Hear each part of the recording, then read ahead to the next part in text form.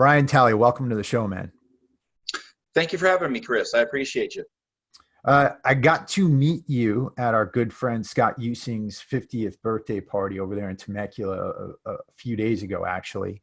And he introduced me to you, and I got to talk to you and learn a bit about your story. But for our audience at home, can we just get a little bit of a background on you?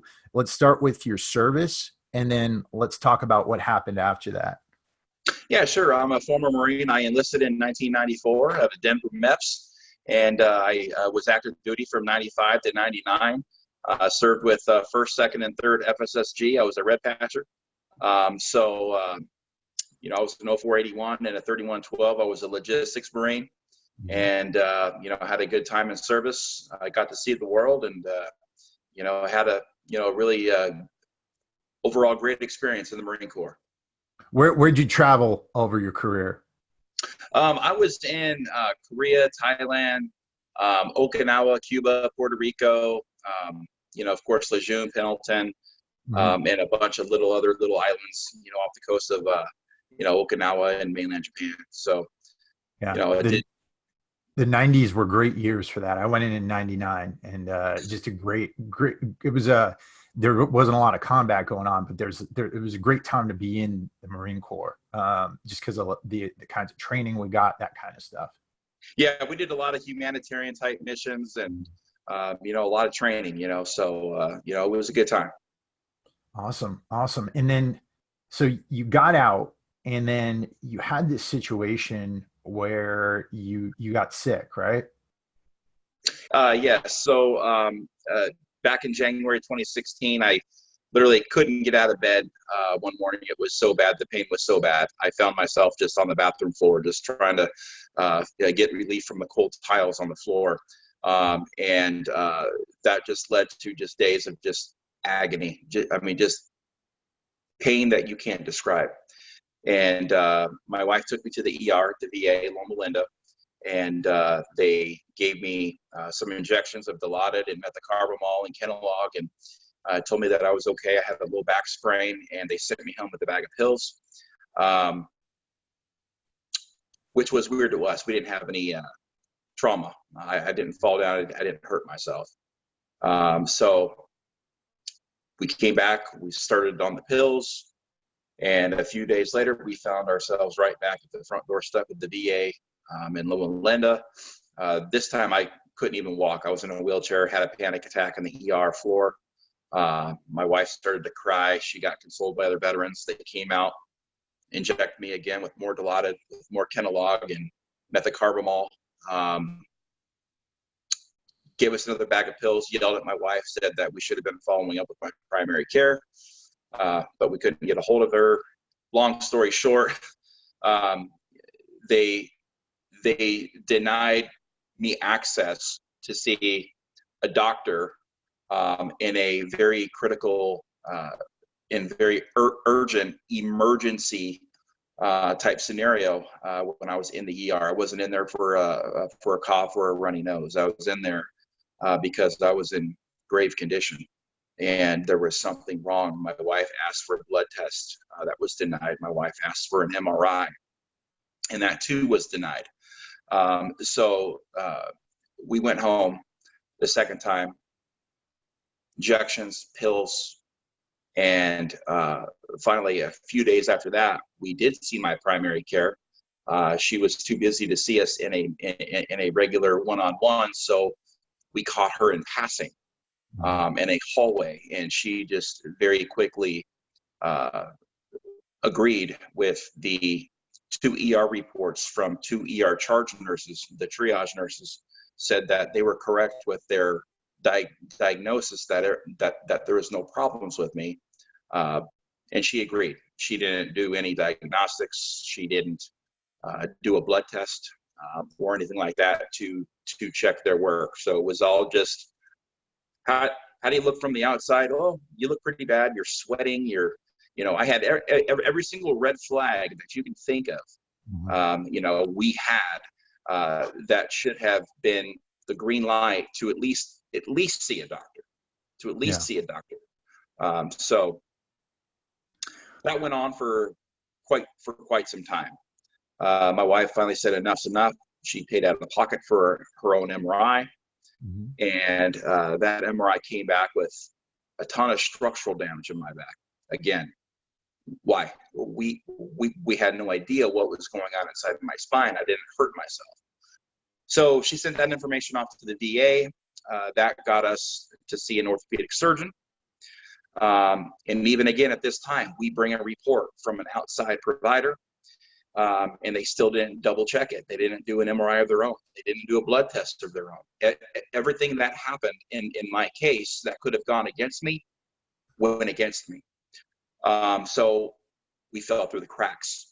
They finally scheduled surgery, but it wouldn't be for another 9 months.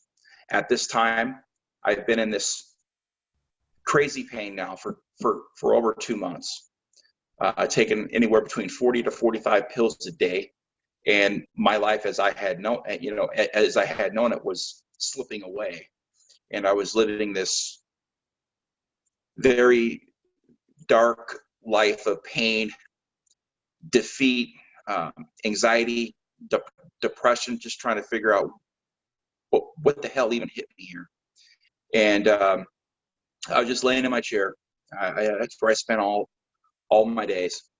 And so finally my wife begged and pleaded with them and said, my husband needs to be cut on a lot sooner than 9 months. So another month went by, and she begged and pleaded for the outside provider, the Veterans Choice Enrollment, and that was finally granted. So at the 4-month mark, they finally opened me up at Scripps Hospital, and to the surgeon's surprise, while cut up on the operating table, he looks at my spine and he has concern because it looks moth-eaten. And those are his words: of my spine looked like it had been moth-eaten. And he called it an infectious disease. They came in, they ran every other test under the moon on me. They came to a conclusion that I had suffered a bone-eating staph infection that was eating me alive for 4 months. Should have been fatal. Glad it wasn't. I have a beautiful family, 4 kids, and a wife of 21 years, and that was a very scary and a very hard time in my life to go through, to find out what was going on and how this all happened and how everything went south just so fast.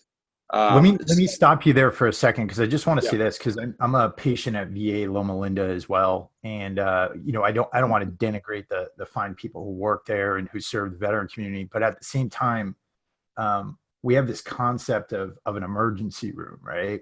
And if you actually look at a lot of the VA emergency rooms, particularly the one at Loma Linda, I know they're building it up right now, but most of these aren't really emergency rooms. They're actually like they're like walk-in clinics, I guess you could say, or what's the word? They're not urgent capable. care. Yeah, urgent. Yeah. They're not capable of actually handling emergencies, and the doctors they have there are often on the verge of retirement or have been retired for a while, and they come in and do things. So when you go to one of these emergency rooms with an emergency, a lot of times you're waiting there for a while until they can find a specialist to check you out. And then most of the time they can't find one. So they send you home with some medication and things like that. And I think that's a big reason why we've gotten into a lot of the problems that we have because of the ways that these emergency rooms are set up, right? Yeah, it's, I think the problem is that there's so many veterans that can't get in to see their primary care physicians because they're so backlogged that they go to the ER. And when you put a mass amount of folks on the system that don't have emergencies, they're clogging up this, the ER. And when folks are critical and needing to see a doctor, and in an emergency situation, a lot of the times they end up slipping through the cracks because of the system overload, if you will. And there's only so many doctors in the VA. And another thing that I have said from the very, very, very beginning. Look, I'm not anti-VA. The VA does a lot of good things. The VA also has a lot of room for improvement. And during my wild story here of gross neglect and malpractice, and the legal malpractice at the end that they threw our way, and everything that could happen wrong in my case did. But I still understand. Look, everybody makes mistakes. Medical malpractice can and will happen anywhere, VA hospitals or civilian hospitals. Look, it's going to happen, but it's what happens afterwards. Right. On the accountability measures, is what I'm fighting for right now, for veterans' rights and such. Right. No, exactly. And I think, this is going to speak to some larger issues in a second when we talk a bit about what happened there. But I think one thing that everybody needs to keep in mind is we have this concept right now politically of either going, more privatization or going toward an NIH type scenario like they have in England or Canada. And the thing is, the VA is set up very much like the NIH, and this idea of socialized medicine.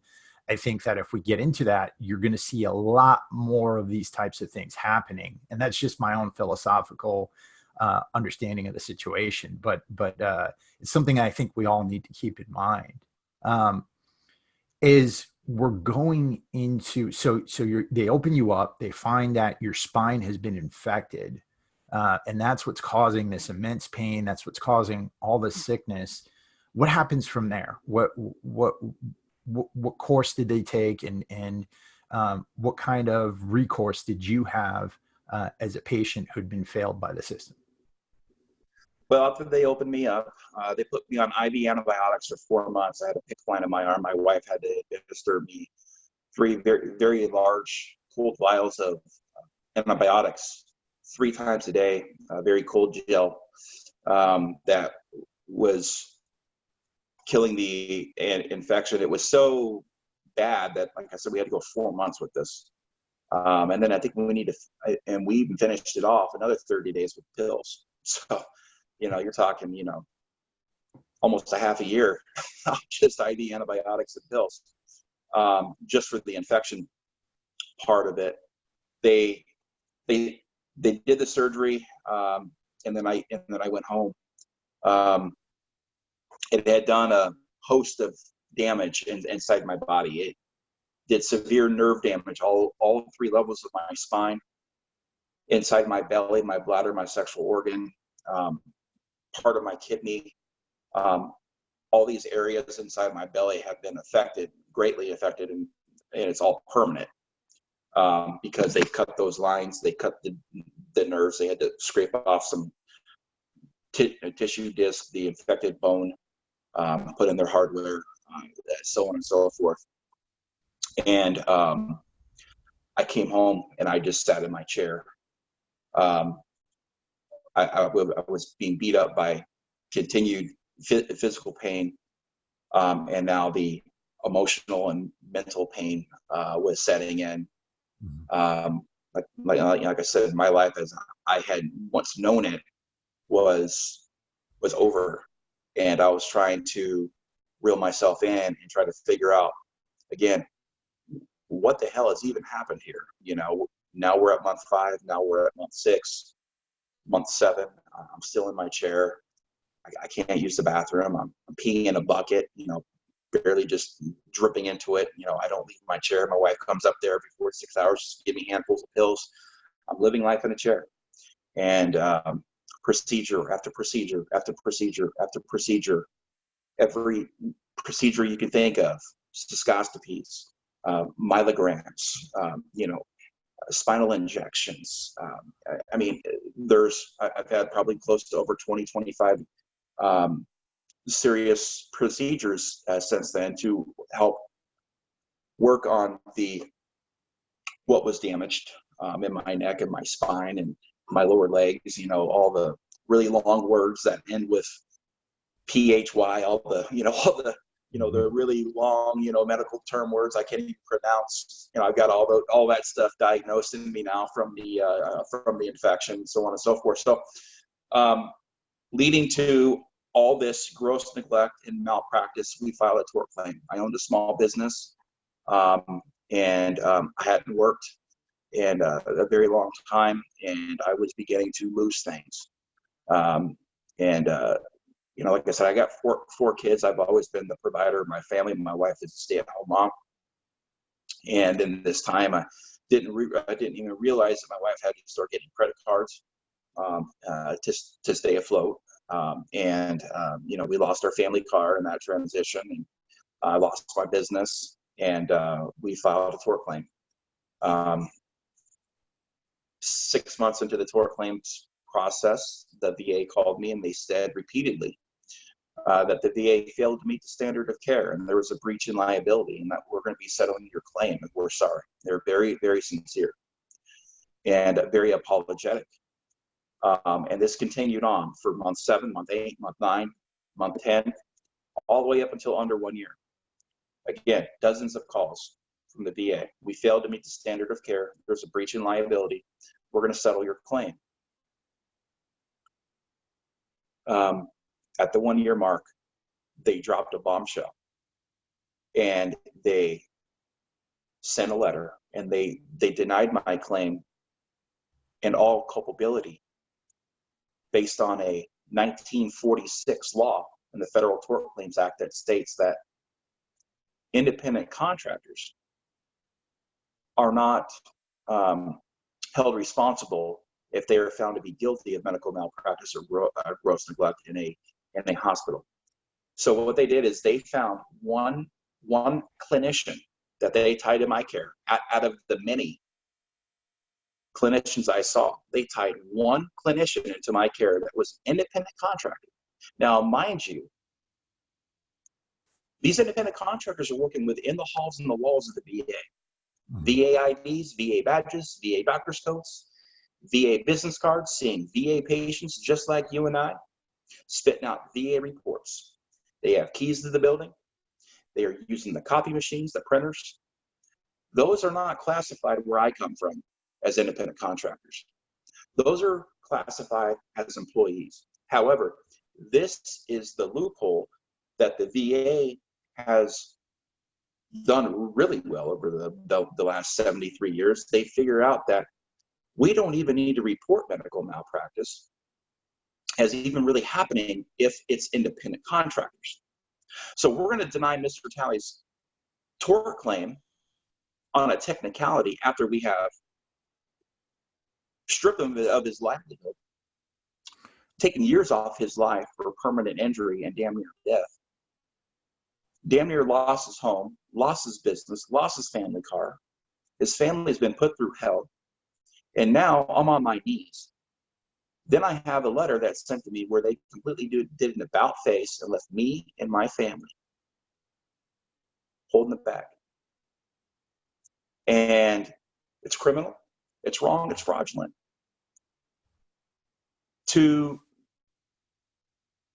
even go further is I have a report from a whistleblower that was sent to me that states that there were several clinicians that were VA employees that all failed to meet the standard of care as well in my case. But they found the one independent contractor, one. And that is the way that they see their way out of these claims. Then, to add insult to veritable injury, the day I got that letter when they denied everything based on an employment status and a technicality, they said I had to sue her now in state court.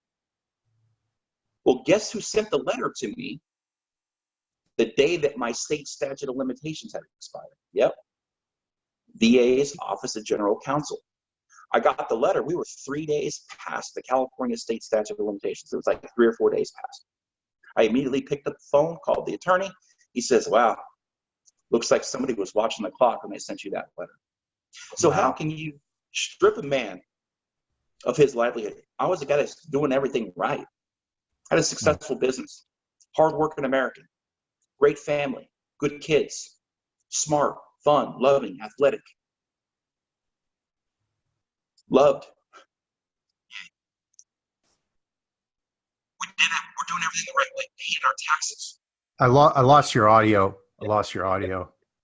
There we You go. know, Oh, go ahead, back contributing. again. You know, contributing to society, and then all of a sudden, a man finds himself in a downward spiral with everything crashing in and saying, man, I don't know if I'm going to make it through this, you know? And that's where I spent the next 3 years in my chair, just pain and suffering and trying to figure out what we were going to do, trying everything I can to get up because I'm a strong man. I've always been an entrepreneurial driven man, but this was enough to just it was the kill shot, you know? You go through all the gross neglect and malpractice, and that's enough to damn near kill you. And then you survive that, and then you try to do everything you can to just at least recover. This isn't a get rich quick scheme. This is something here to just recover, you know, for, you know, my lost income and my revenue, to just get that family car back, to at least make it to where I won't lose my home. You know, I'm not asking for a lot here. I'm just asking to get back up on my feet. Right. Never sued Right. anybody before. You know, like I said, everything I've always done, I've always earned, and I've always worked hard for it. And I've always led by example with my family, and I've always taken care of my men and my customers. Like I said, an entrepreneurial spirit man. And now I found myself slipping away, man, and it was tough. And once they hit me with this law, I was sitting in my chair and I started to reach out to folks that could help. I called my congressman. Well, let me stop you there for a second, just because I wanna get this through everybody's brains, right? The law is basically a get out of jail free card for the VA that says if there's any independent contractor amongst all the teams of physicians that are working on you, then under federal law they can't be held liable, right? That's basically what's going on. Right? Yeah. So yeah, if you're an independent contractor working within the VA, you have no liability at all. You know, the way that it's supposed to be is that if they screw up, when you do a tort claim, they let you know the employment status of that doctor. But they don't. And they don't do that until the time is up. So what they do is they lead you down this garden path. They tell you everything's going to be okay. Meanwhile, credit card debt stacking through the roof. You're like, oh, we're going to pay that off soon, once that the claim for compensation comes in for injury. Then once that clock strikes 12, they pull the rug right out from underneath you, deny it all based on the technicality, and now it never even happened in the VA because now they've kind of brushed it off to the independent contractors. Right. But then again, they take it a step further. They wait. So now they don't even need to report the medical malpractice to the National Practitioner Data Bank because the state statutes have completely expired, and it never happened. So you want to talk about watered down numbers, right, for VA medical malpractice, and it's frightening. It's frightening. And this does not, what I'm doing, take away from the good doctors and clinicians that are at the VA. The doctors and the clinicians at the VA, they made a mistake, and they are human. I have acknowledged that, and I have, and I've let it go, But do you have estimates as far as how many veterans have gone through this or anything like that? And do you have estimates as to what percentage of the VA is actually independent contractors? I've done a FOIA and I haven't gotten any response back to try to find out how many independent contractors are actually working within the VA. And I can tell you right now that I don't have an answer for that, but I can tell you there's a lot. There's probably more independent contractors working within the VA, inside VA hospitals, than actual VA employees. because that's how they see their way out of all this liability. Mhm. And when I was in discussions with chief counsel,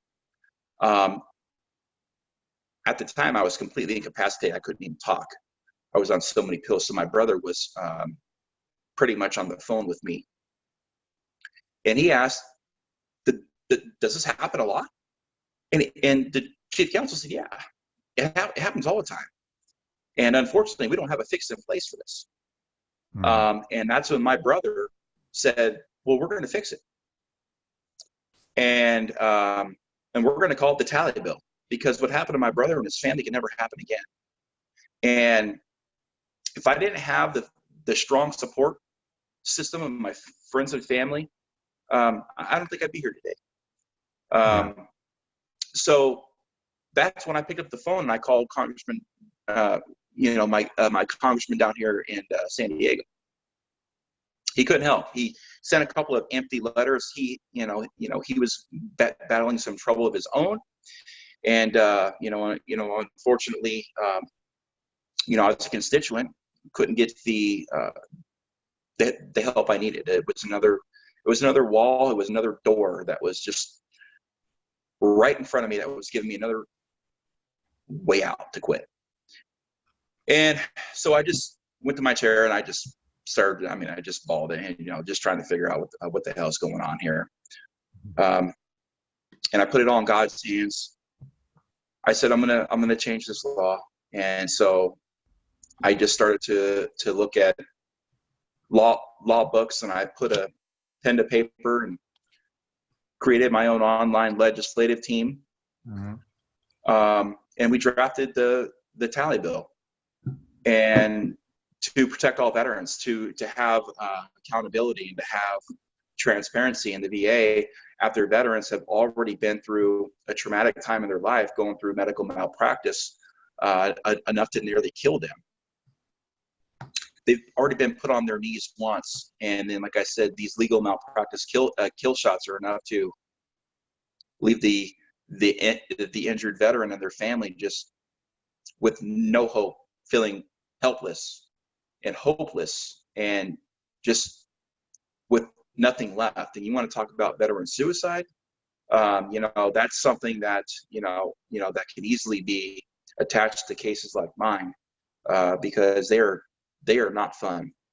But anyways, I put it on myself to be accountable, to say I have got to do something about this.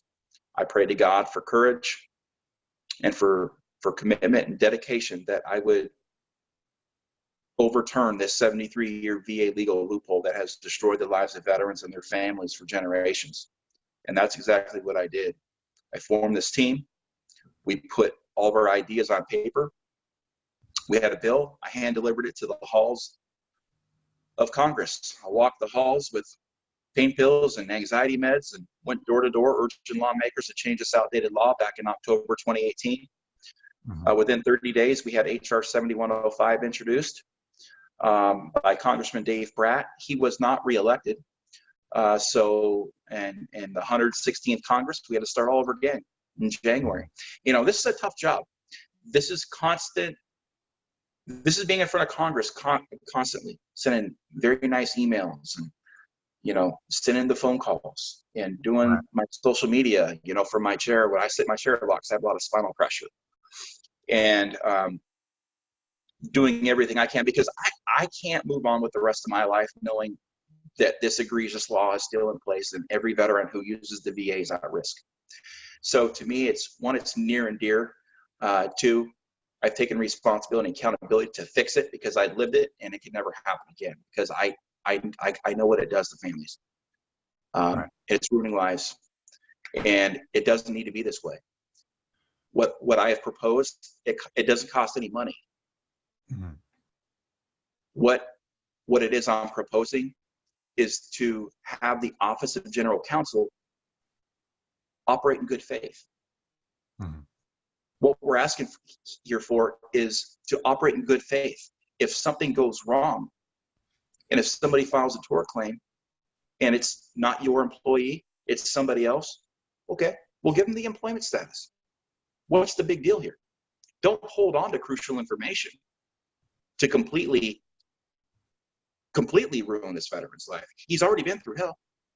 He's trying to recover. This is survivability. You are going to increase his survivability rate or her survivability rate by just offering information that should be rightfully the veterans to have. Right.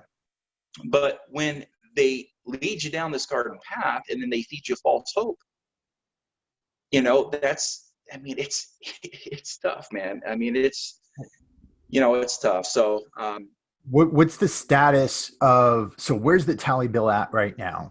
And what is going on with it legislatively? So back in June, Congressman Mark Meadows saw my story, and he championed the second version of the tally bill, which is HR 3813. And that's the Brian Talley VA Medical Care and Liability Improvement Act. That's a very good bill. It's about an 8-page bill that is full of accountability and transparency measures within the VA after veterans have fallen victim to VA medical malpractice, to essentially protect all veterans after they have fallen victim to medical malpractice. That is doing really well in the House right now. And then a month and a half later, we had another Congressman Mike Levin, who saw the story and wanted to help. He drafted his own bill and his own version of the Tally bill, which is now HR 4526, which is the Brian Talley Employment and Transparency Act, which will give injured veterans the employment status and which direction they need to go on their tort claim or their state lawsuit. So it'll give you some direction on what to do, as well as seek legal counsel. But a lot of the times, even when you seek legal counsel, no one wants to take your case because it's the VA. And the first thing that the attorneys say is, the red tape, bureaucratic nightmare of the VA and going through this process and, and this and that. So one, it's hard to even find an attorney. So a lot of the times these veterans have got to piecemeal this stuff together on their own. And that's very hard to do. It's not, it's not easy. But HR 3813 and HR 4526 are both in the VA committee right now. And they have both been, they're both in the VA committee right now. We're waiting on committee markups. And what the markups are is they go through the bills and they mark them up. They say, this is good, that's, let's add this, let's take this out. And then they try to compromise between the Democrats and the Republicans. Unfortunately, my bills have become political, and I didn't want that because veterans should not. Well, so HR 3813 is what they call the Republican bill, and HR 4526 is the Democrat bill. Mm-hmm. And that's not true because both of them are bipartisan. However, some Democrats aren't signing on to 3813 because it's Meadows. And Meadows is a right-wing Republican, in the House, who a lot of Democrats don't like, and vice versa. Levin is a Democrat, and he's on the VA committee, and he works with a lot of Republicans as well. But a lot of the other Republicans, they may have more of a pact with, it's a mess. And, there's a time and a place for politics, and right. This is not one of them. To protect the estimated 20.2 million American veterans in this country who are at risk, and the estimated, 6.5 million that are actually in VA care as we speak, who are enrolled in VA. So what we need is the Democrats and the Republicans to come together as one and work in the House to get this bill and to get this law passed to protect the rights of all veterans after they have fallen victim to VA medical malpractice, because it is frightening, and you will never know that you actually in this until you're in it. Typical medical malpractice isn't like just opening you up and then leaving a scalpel. I mean, medical malpractice takes place for months and months, sometimes years. I mean, before you really understand the neglect and everything that went wrong in your case went wrong. And to hold people out here, you don't want to sign on to this bill because it's a Republican or it's a Democrat. Man, that's nonsense, because every veteran I know, it comes from every fabric of this country. Right. And veterans aren't just Republicans or Democrats or black or white or brown. Look, it doesn't matter. Veteran rights and veteran protections it should not come with a political preference. It shouldn't come with any other thing other than to protect those who have honorably and courageously served our great nation. So why do you need to have the cards constantly stacked against some of the most honorable people in this country, the same ones that are some of the most at-risk population in our country?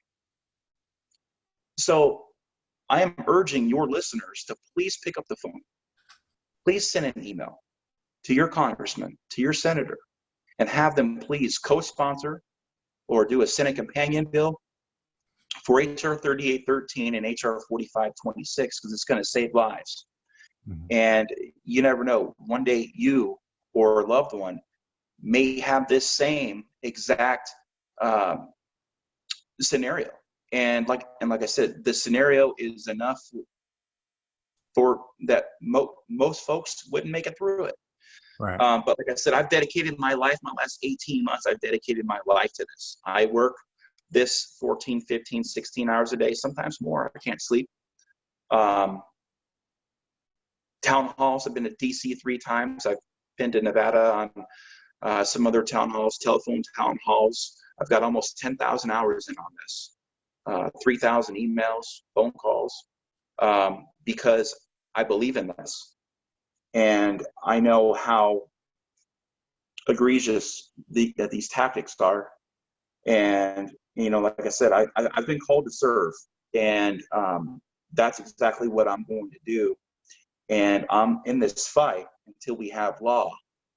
And yes, I'm getting tired, but I can't move on with my life to have the necessary closure I need to effectively move on with my life until this is signed into law, to when I know I can go to bed at night knowing that what happened to me and my family will never happen again, ever, ever, ever. Right. And, I've found purpose again, and I found my purpose through pain. Living with pain and chronic pain it's not easy, and you got to battle through it, so you got to, change your diet, change your life, right? Right. Exactly. Anyway, long story short, all we're trying to do is we're just trying to hold the Office of General Counsel accountable, because the way the law stands right now, they can cherry pick the clinicians they want. They can deflect all the liability they want based on a technicality and employment status, and hold on to crucial information to keep denying these veterans a rightful compensation. And like I said, it's wrong, it's unconstitutional, it's un-American, it's frightening, and it's going to end. And we're going to have law to protect all veterans. And I just happen to be the guy that was the last. Well, hopefully I'll be the last, but I think there's a lot more that are probably going through the same scenarios that I've been through. I'm just trying to do the best I can with the cards that were dealt to me. And like I said, hopefully this is over soon, because this is a very tiring, demanding job. And it's one that doesn't even come with a paycheck. But I've learned that over the last 4 years that some of the best jobs out there don't come with a paycheck, and I'm okay with that. What are you going to do once this is through? What's your plans? Well, I don't know. A hobby I've picked up since I've gotten hurt is announcing. I sat in my chair for so many years, and I would just start to mimic TV commercials, so I kind of like doing, announcing, stuff like that, but I've never pursued anything. But I want to help veterans. And I never thought that, If you would have told me 4 years ago that I would be this veteran advocate and, would be working with Congress, with 3 bills that have been introduced, and it's just, my life has changed in ways that I could have never seen coming or ever imagined. But I think I've been called to serve to help fellow veterans. And I don't know what type of capacity I'll be able to serve in. But once this is all said and done, I would love to just be a shoulder for these veterans, an ear. Because when I was going through all this, man, you completely self-isolate and you just don't have a voice. And you're like, how is this even happening in America? Like, you don't have a voice, you don't have. So I've had to work so hard to give the voiceless a voice. And if that's something that makes me very proud and keeps me going and waking up every morning with that purpose-driven life now that I'm now living, I would want to help other veterans. And I've done so over the last 18 months. I've had a lot of veterans reach out to me. I mean, probably thousands, emails and Facebook and, social media, all this stuff, and just tell me their story. And listen, not giving any legal advice at all, but just to listen to these veterans and their stories, to let them know that they are not alone and that we are working hard right now on a solution. I could have easily sat back and taken this, but I didn't. My case has been denied, 2 denied tort claims, and my case is done. It's closed. But I can prevent others from going through what I went through. And so that's what keeps me going, is just to keep these veterans, just with hope and knowing that, we're just doing everything we can, to try to, oh yeah, sorry. Sometimes I have brain farts. Okay. But you had asked, what I want to do afterwards too. And heck, I don't know. I forgot what I was going to say. Well, the big thing here is, man, it's about finding meaning in your life, right? And a lot of times you face struggles, and the thing about struggle is this: it can either break you or it can help you to grow. And the I guess you could say the good side effect of what's happened to you is that you've been able to find some meaning, and through this bill and through advocating for veterans and by doing this work, you've been able to turn a situation into a positive. And that's a lesson for anybody out there. We're coming up on time. I want to just get it out there. How can people find you? How can people what social media do you have out there that people can go to learn more about the bill? And then is there a particular link where people can go to find out who their representative is in Congress? Yeah, I have a website that has all that kind of built into it. The website is tallyteam.net, TALLY team.net. And we have a Facebook page where I hold myself accountable. Every day I kind of share, what we're doing, if you will, the minutes that we put out there in our contacts, and, what's going on with the bills. And that's Rally Around Tally on Facebook. And I think we're on Twitter and Instagram too, but I have folks that help that I have on my national legislative team that kind of help. I haven't done all this on my own. It's a lot of hard work. And like I said, I've got great support from across the country, and I welcome your viewers and your listeners to join the Tally team to help change this egregious 73-year VA legal loophole that's just dishonored veterans for generations. And it's time that we put an end to it. And just know that, as American citizens, we have a duty to honor and protect all who have served, especially we all deserve to be treated with, fair and right ways. And, you guys can all help by just picking up the phone and calling your congressman, calling your congresswoman, calling your state senators or your U.S. senators. But one more thing, I had a brain fart last segment there.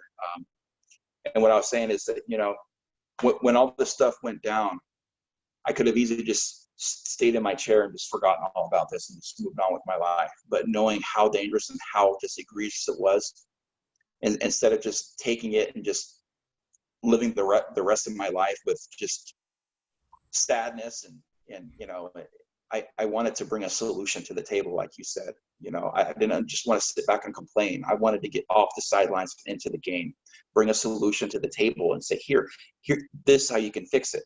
You know, a lot of the times the best ways that you can fix things, especially within the VA, is not going to be by some bureaucrats who don't even understand the VA. It could be guys like VA, like veterans, Right. That can bring solutions to the table to help fix some of the things to make the VA a better place for everybody. So I appreciate your time and for you inviting me on this. It means the world to me. I sincerely appreciate it. And I hope that we can continue to drive this positive awareness that is needed to put an end to my story.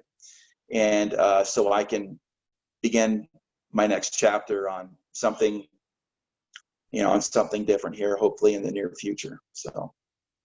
Well, I want to acknowledge you because I know what you're doing is not easy. I know that you've been through a whole hell of a lot, man. And, you know, I got to meet you in person. I see the kind of pain you're in.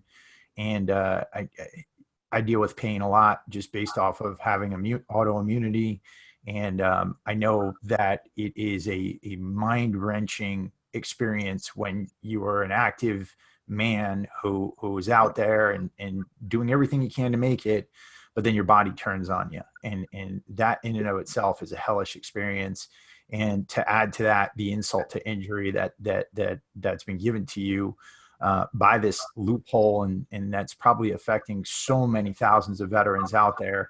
You know, it's a horrible situation. So thank you for doing everything that you're doing to try to close this loophole and to help so many veterans out there who are in danger of going through the same thing that you did. Thank you. I appreciate your kind words. Sincerely, it means a lot to me. Like I said, it's given me purpose, you know, and just it's made me a better person. Very, very humbling experience, you know, to say the least. But appreciate your platform and for helping this extremely important cause that you never know could save your life one day, you know. So. And one more time, your Facebook page is Rally Around Tally, right?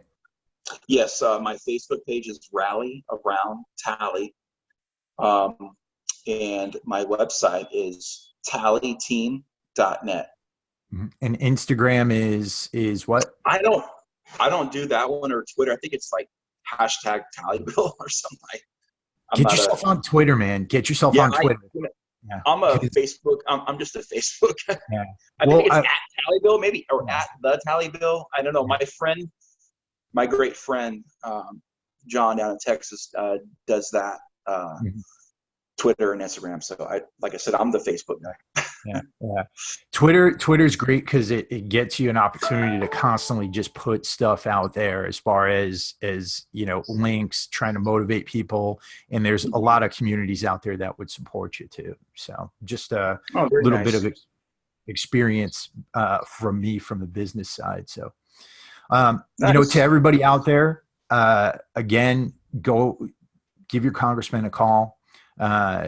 Get this thing noticed. And really, I mean, you can listen to this, you can learn about it, but unless you're taking action on it, there's not much that's going to be done. Right. So we all have a duty here to make that phone call, to try to get the word out and to make people aware of this situation. So this is a big call to action, all of you out there in the audience, to do something. And it's as simple as a phone call. It doesn't cost you anything. It'll take about 3 to 5 minutes of your time. So try to do it. And we'll have all the links to Brian's stuff up on the show notes for this episode. And beyond that, guys, never give up. Never give up. Search for meaning in your life and do everything you can to turn these negatives into positives. And that only comes through action, guys. So with that, get out there and live your best lives while you can. And this is Chris and Brian, and we are out.